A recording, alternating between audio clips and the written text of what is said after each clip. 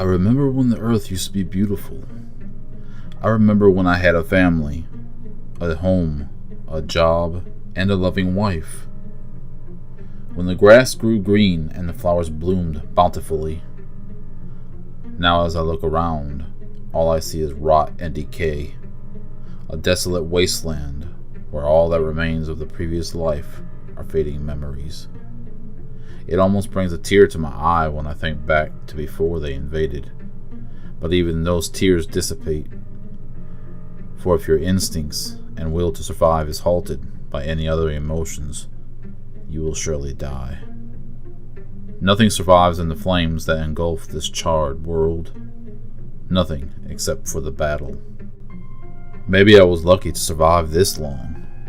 Maybe I wasn't. Whatever the case may be, I've lived too long to give up now. To be truthful, I didn't even know what I fight for anymore. Perhaps I just wanted to unleash my wrath and hatred, but that wouldn't change the past. The dust rose around the chariot I was carried in, the wooden wheels bumping along the dirt path. Perhaps it would have bothered me before, but I'm not who I used to be. I saw the gate open before me, and within seconds, the chariot was brought into a clearing. I looked up at thousands of beings looking down upon me, their eyes filled with excitement. If it was a show they wanted, it would be a show they got. There were two other men in the vehicle with me. Both of them were quite young and unscathed. This was most likely their first time. Based upon their general shape and form, it was my guess they were captured far later than the rest of us. They almost certainly wouldn't get to see the end of the day. As the chariot came to a stop, I hopped out and stood in the center of the arena. The crowd booed and hissed at me, perhaps mad that a measly human such as I had lived for as long as I had. The people aligning the rows in the stands weren't exactly people. They were short and chubby, with hair protruding from their greasy bodies, and their faces were cluttered with eyes, some larger than others. Their bodies were weak. There was no way they could take out the human species without their high-tech gadgets, which is why it wouldn't be warriors from their race I was fighting. No, I was fighting their prisoners, bottom-of-the-barrel scum. The two other men reluctantly got out of the chariot and looked around, witnessing the sight before me. They were clearly pressured by the sheer number of spectators, but I didn't care. I didn't know these men, and I would keep surviving with or without them. As warriors representing the human race, each of us was adorned with light metal plating and helmets. Such gear would survive only a few blows at least. We were also equipped with dull swords and small shields barely larger than our torso. I planted my feet into the dirt as the crowd grew louder than before. I knew what that meant. On the other side of the arena, another gate opened. The two men beside me trembled in fear, but I held my ground. I watched as the beast emerged from the shadows and entered the light. It was something I had never seen before. The being before me walked on all fours, and as it emitted a deep roar from its gaping maw, it revealed rows and rows of human-like teeth. Its skin was pale and was slightly larger than I was. Appendages unfolded from its back and had what appeared to be spear-like tentacles on the end of them. Whether or not those were bioengineered to the beast, I did not know. At that point, my partners were visibly shaking, yet I stepped forward. The beast's glowing blue eyes locked onto me and charged forward with great speed. Just before it reached me, I jumped out of the way. The beast geared up to charge once more and then ran towards me again. Once again, I dodged the beast and held my sword out, swinging it slightly to the thing at bay. My teammates stood in the background of the battle, apparently frozen in front of such a frightening sight.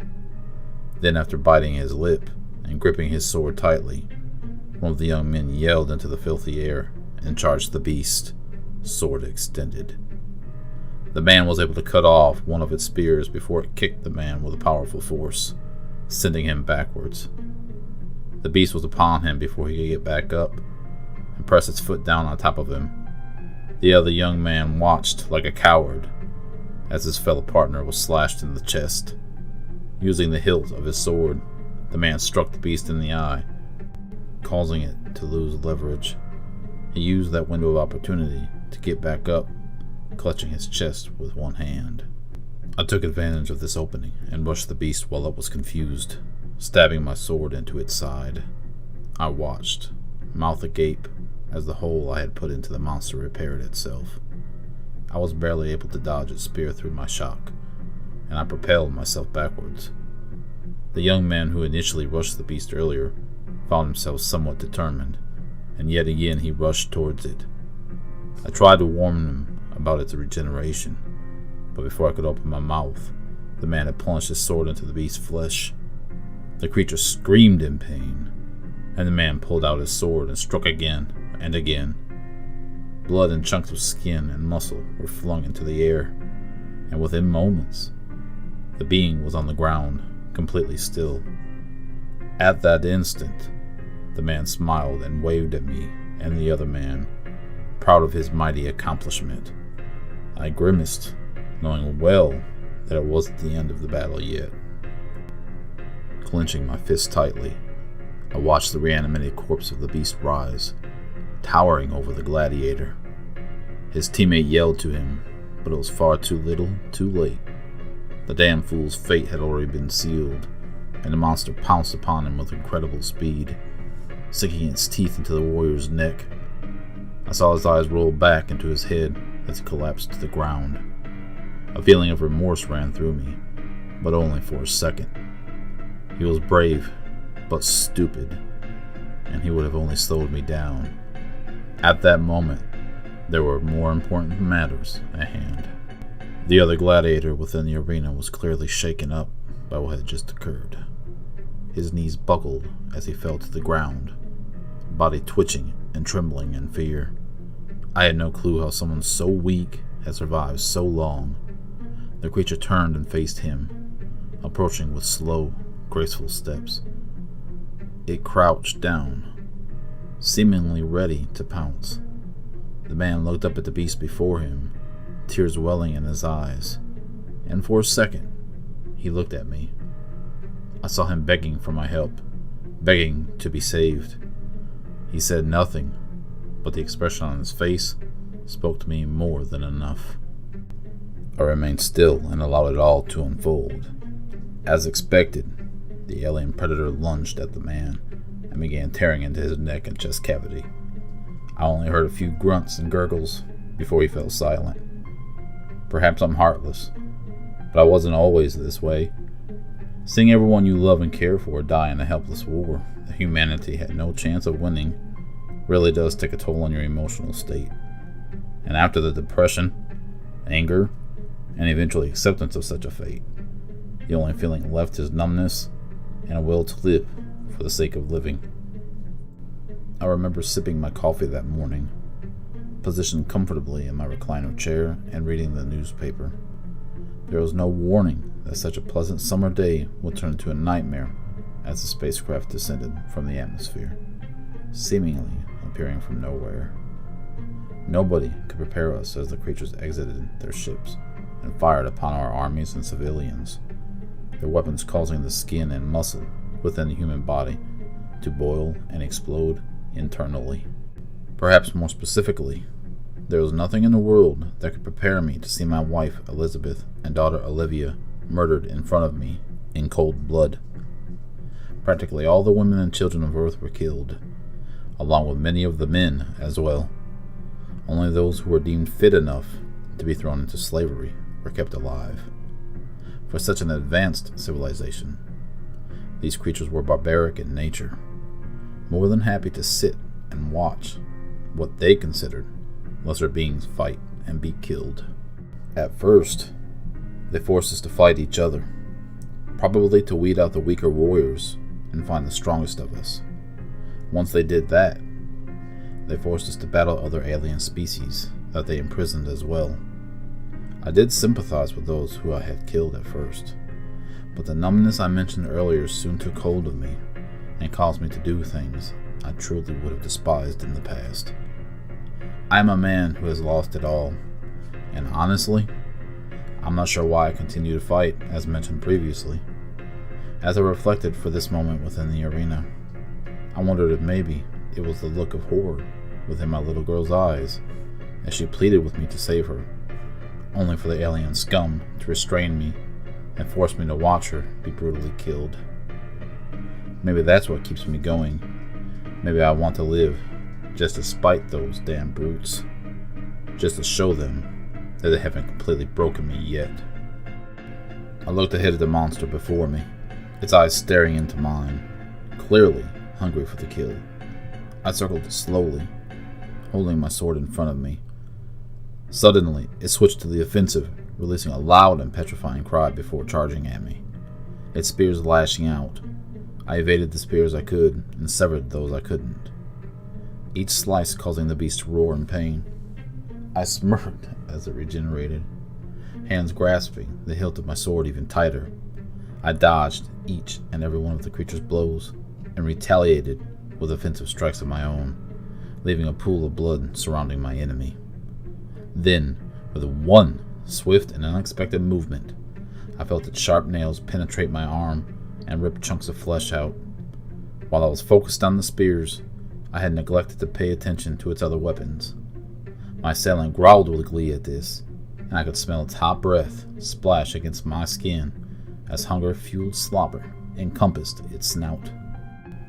I clutched my arm and stumbled backward, watching as blood dripped down onto the dry sand below.